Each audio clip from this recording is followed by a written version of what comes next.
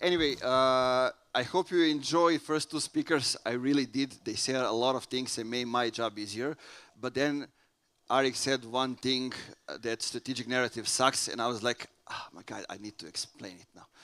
But anyway, have you watched maybe Shameless? TV series, right? Okay, because if you haven't, sorry, I'm going to reveal the end now, right? At the end, the father, who is a drug addict, alcoholic, whatnot, finally dies, right? Finally dies. And he goes flying into the air from his bed in the hospital, and he looks at the city. You know, he looks at what his sons, his daughter are doing and how are they moving, right? And it's the same thing that happens when you are creating a strategy, right? When you have certain skills, certain knowledge, certain experience, and you know that's only yours, and you can see the patterns, the things other people don't see, right? And what's happening at that moment? You are getting pissed off. Why? Because how can they not see it, right? It's so easy. How can they not see it? And that's the feeling you have when you are working as a strategist, when you are creating a strategy. You're getting pissed off, and basically what you need to do is help those other people see the patterns. You are the one who need to reveal them the patterns. And that's what we're going to talk about today. Both of the previous speakers said a lot of things about creativity, about AI, about strategy, about stories. And I'm going to try to show you some frameworks that you can use to actually get there. So, if you go and try to look for your competitors and what they are doing, no matter which industry niche is, what you see is most of it is the same, especially if they're AI powered, right? They all have the same positioning. They all use the same things. No matter if it's, you go Google, you look for the SEO answers, organic ones, you look for ads, they all use the same framework, the same sentences, and it's basically a copy-paste hell.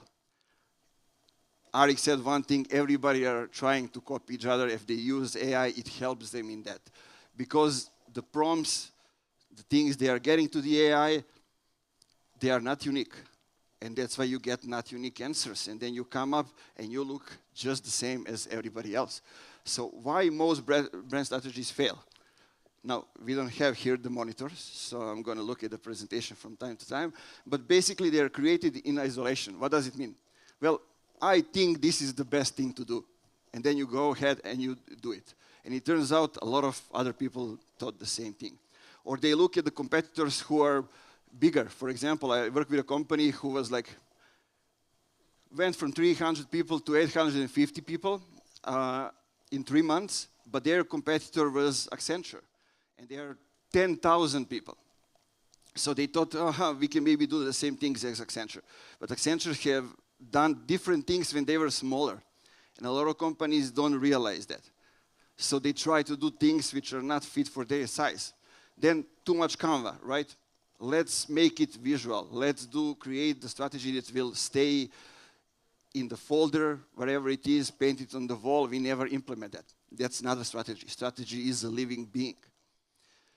Based on assumptions, right? We think this can work. We look at other people. Oh, this is working. Maybe we can implement that as well. No, that's not how it works. And no user behavior. They actually don't analyze, and they don't know how our buyers are buying today. And this one is huge. It's actually the most important thing that you need to get today.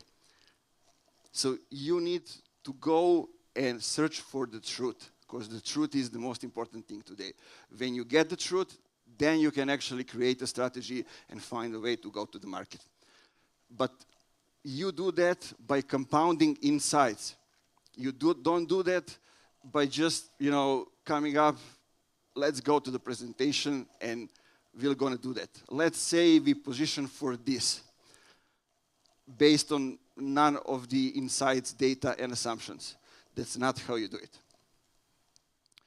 This is the research-driven positioning framework that I'm using, and I'm going to talk a little bit about it. Basically, you start with market mapping, right? What's your position in the market? I usually use SEMrush, SimilarWeb, or SparkToro to analyze what's happening over there. Like SEMrush has a nice growth quadrant when you can actually see if you are the leader on the market, if you are the upcoming one, if you are somebody who is the challenger brand coming, and it's actually really revealing for the founders when you show them the data, right? They are usually surprised. And that's Google. On one hand, on the other hand, you need to ask the company, who are the competitors? So you can add those companies as well. Because Google sometimes reveals some things that some companies that you don't consider as competitors. Then you have behavioral patterns, right? You analyze how are people coming to your website and converting, which means Google Search Console. Then Google Analytics, what are they doing on a website, right? And Hotjar is basically when you sit behind somebody and you look at them what they are doing while they are on the website. Message mapping, also try to find what people are saying about your brand. On Reddit, on Quora, on many different stuff. Competitive intel is, I'm going to show you in the next slides a couple of things, but you analyze the ad copy of your competitors. What are they saying about themselves? How are they positioning themselves? What's the messaging? Also, using Gong or any other tool to listen to the customer's calls. Right? Extremely important today. Extremely important. If you don't do that, I would say that your marketing sucks right away if you don't listen to the customer's call. And then you have founder interviews when you go and you dive deeper. You ask, for example, one of the questions is, how do your customers call your product or your service? What do they type in Google? Most of them have no idea about it. Then what is the platform they are going to get educated? And is it the same platform they are going to buy? Are those things the same? Which podcasts are they listening? Who are they following? Those kind of things. You need to get all those things. And then when you have the insights, basically you can go and do the positioning, right? You need to identify the gaps in the market and how you fill those gaps. That's what the narrative is for, right? Arik says narrative sucks.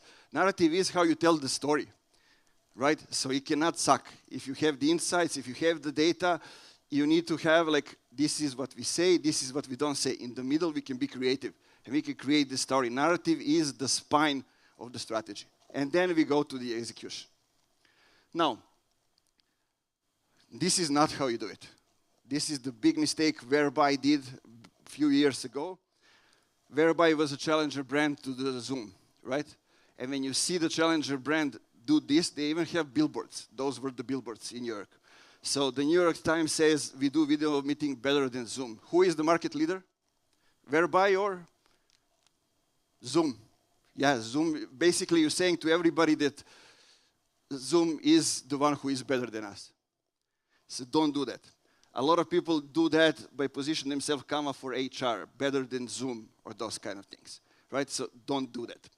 Another thing we did, and what you also need to do, go to the head sections of your competitors' websites and see what are they saying about themselves, right? This was for HR SaaS, modern HR for modern business. Feel free to elevate your employee experience. Everything starts with people. You know, some of them said also rock stars. We made your team a rock stars. You see how they position themselves. What's the feeling? What's the vibe? If they are the market leader, they say we have everything, right? And that's where you search for a gap that you can fill in.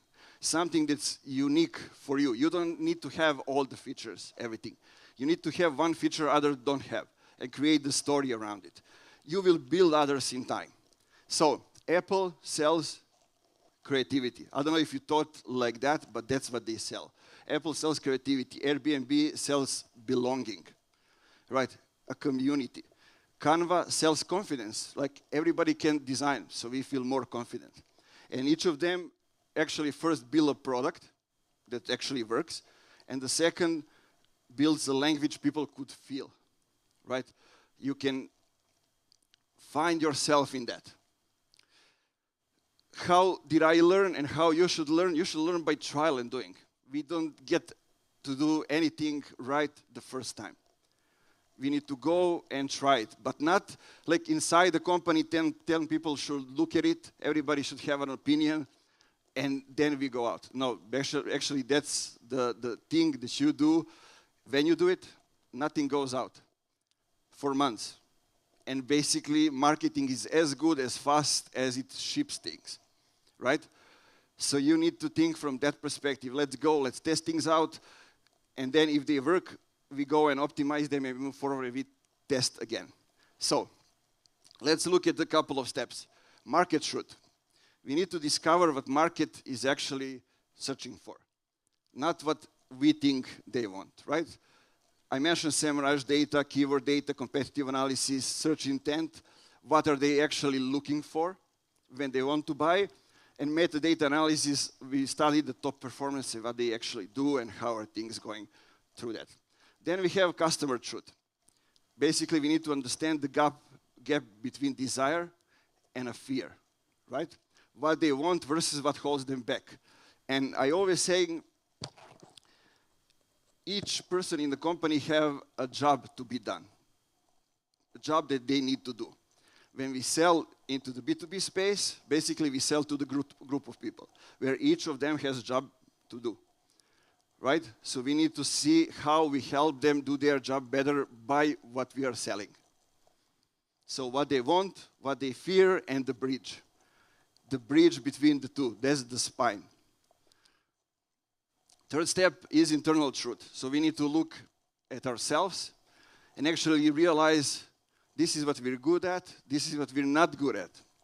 This is what we have the budget for, this is what we don't have the budget for. A lot of companies create the strategy and then they realize that they don't have enough budget to implement it. They don't have enough people in-house or not the right people to implement it. They don't have the right tools to implement it. Those are all the things you need to analyze and be honest about it. Being honest is the hardest thing. So now, Eric says, strategic narrative sucks, but it all depends how do you create it. There's a different kind of strategic narratives for different kind of companies in different stages, right? I like to do this simple one. Why now? The moment in market timing that makes this the perfect window. Everybody needs to realize that what is the change that is happening, right? It needs to be obvious to everybody. So it's not you that are saying things are happening. They need to realize, like AI, we all know it's happening, right? Or it was COVID, we all know it was COVID. Something that is obvious. Then why us? We said analyze and find the gaps, your unique positioning, and prove that you are the one to do that. The only one, not one of the. And why different, right? Why are you the one who is doing it differently? So then when we have all those 4 steps, the 5th step is distribution loop.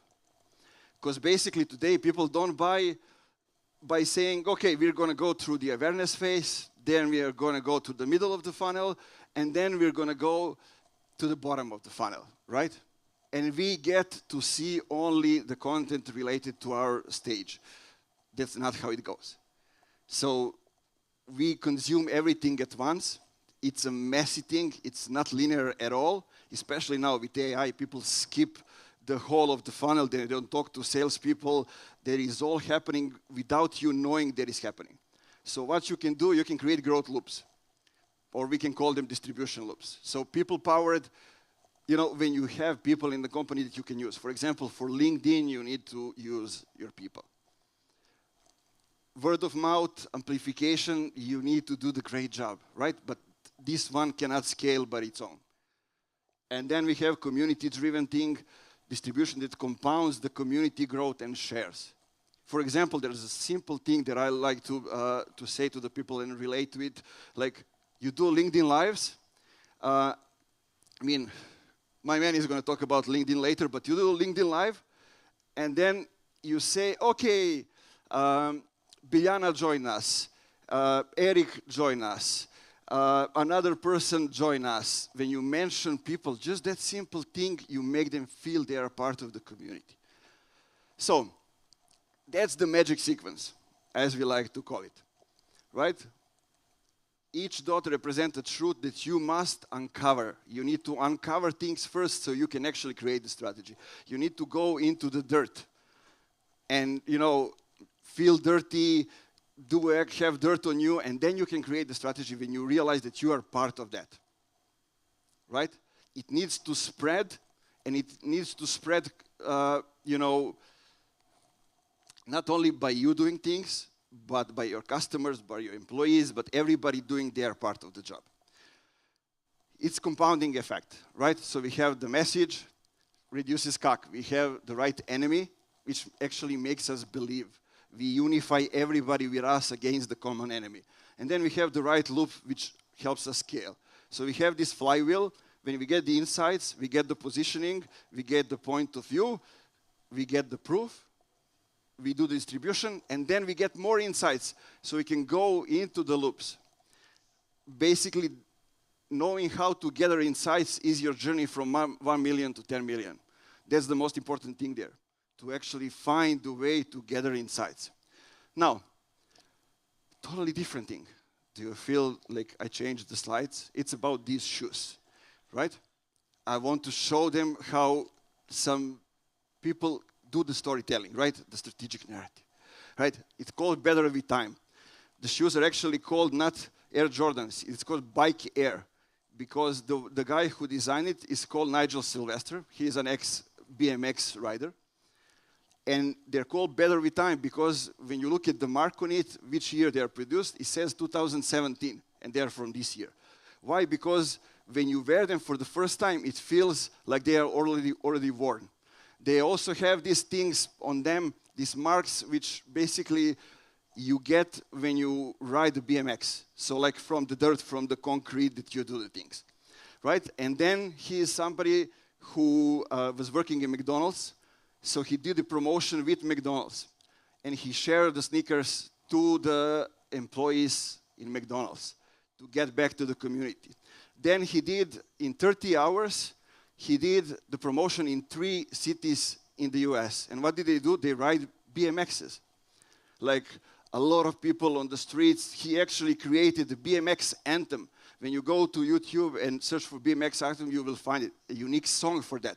So he's a storyteller. That's why I bought the shoes, right? Because there's a story behind it. And every detail compounds to it. There are layers to that which are not obvious. When you saw the shoes, maybe you said, wow, okay, Nike. But it's not the regular Nike shoes. So that's how you should think about no matter what you sell.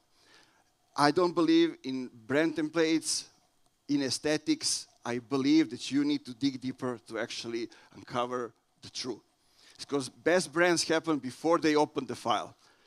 It comes from you, from the audience, from the customers, not from us. So, quick strategy framework. Start with truth, not the trend.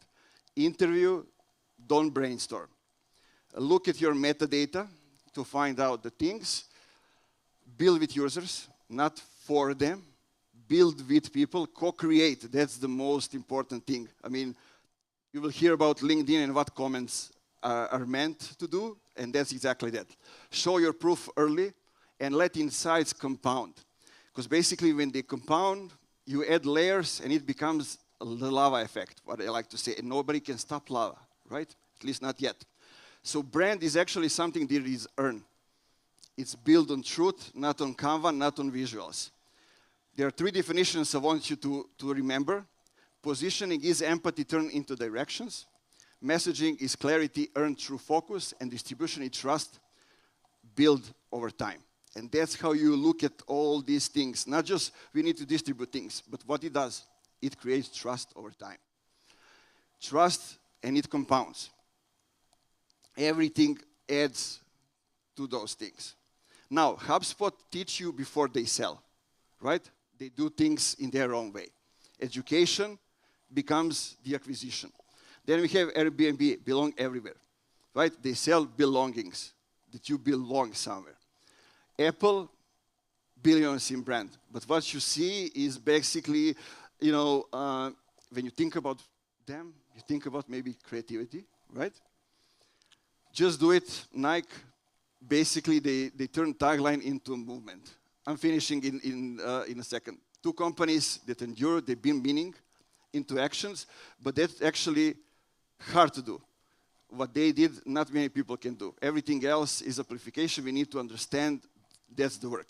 So slow down to listen, treat marketing like a product, test language before features, and this separates teams that create momentum from those that only chase it. And to end that, if you want to learn faster, learn to explain better, because marketing is how you earn the clarity. Don't do anything when you are blind. Try to see through the whole buyer's journey, because it's how the world learns to believe you. That's what marketing is. Thank you.